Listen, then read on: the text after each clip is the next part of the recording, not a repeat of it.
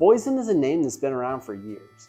They developed a lot of these products in the gnarly conditions of off-road riding with some of the best racers in the world. Let's check out some of the products I've got on my bike.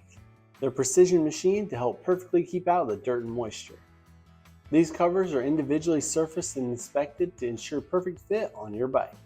For easy and complete installation, Boyesen includes the clutch cover gasket as well. The first thing I notice when I pick up the stock cover compared to the Boyesen cover is the quality of metals. You can feel it just by holding it. This stock cover is actually quite a bit thinner, and I've even busted holes in them quite a few times with my rear brake pedal just from hitting a corner.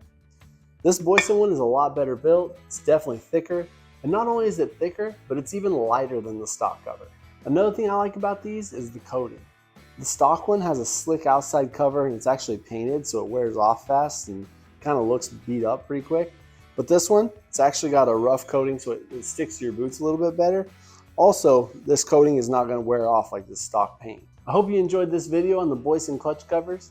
Make sure to subscribe to the channel and turn on your notifications so you don't miss the next one. Thanks for watching.